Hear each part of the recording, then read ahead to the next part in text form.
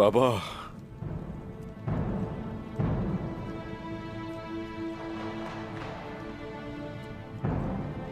मेरे रब का लाख लाख शुक्र है आपको इस तरह सही सलामत देख लिया। अब अगर मर भी जाऊं तो कोई दुख नहीं।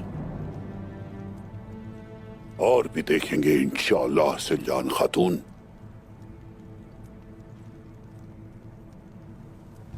मेरे रब का लाख लाख शुक्र।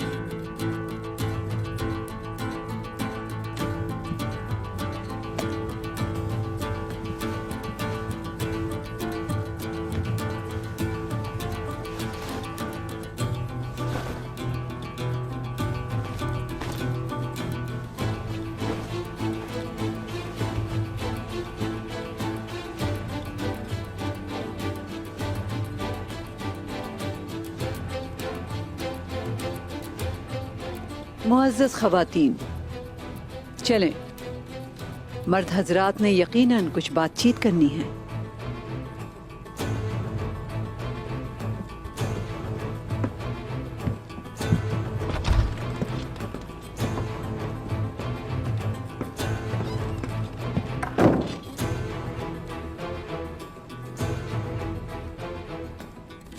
बामसी। जी भाई। तुमने जो कुछ किया मैं जानता हूं। भाईजान, आप होश में नहीं थे। एक सरदार अपनी सरदारी सौंपे बगैर कबीला नहीं छोड़ता।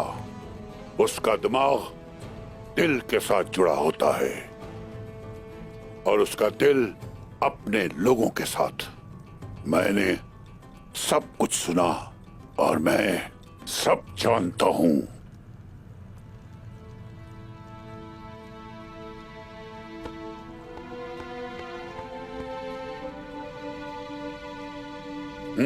तुम सब सरदार बनना चाहते हो। तुम तो चाहते हो, लेकिन हक ताला आखिर क्यों चाहेगा कि तुम सरदार बनो?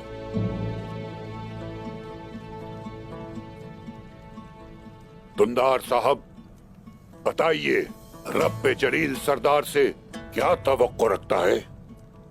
अपने अक़दार को जिंदा रखे हुजूर।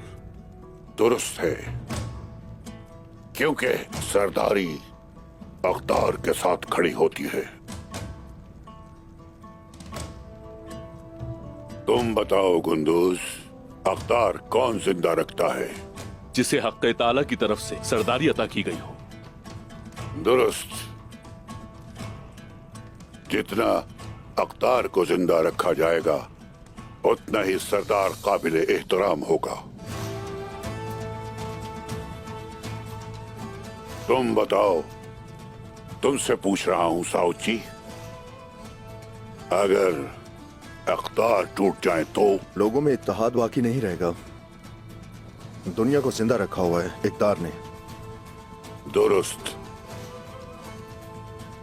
और अब तुम बताओ उस्मान, सरदारी एक सरदार से दूसरे सरदार तक कैसे मुंतकिल की जाती है? सरदार सूरज होता है इक़्तिदार का, और सरदार का बेटा चांद की तरह होता है जो सूरज से रोशनी हासिल करता है।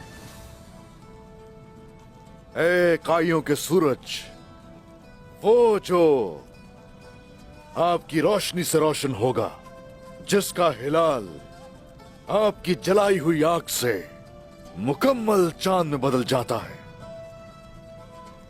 वही होगा आपका वारिस।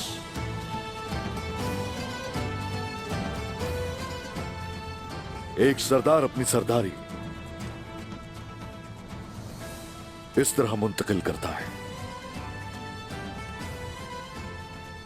दुरुस्त।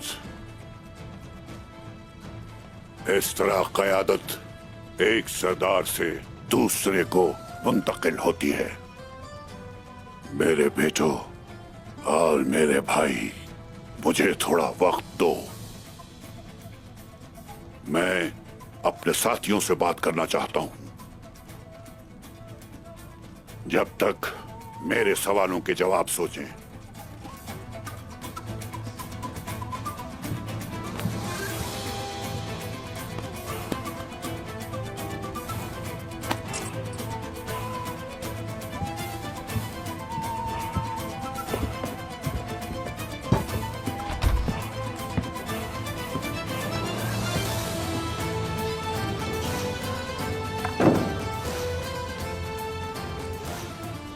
काई का नया सरदार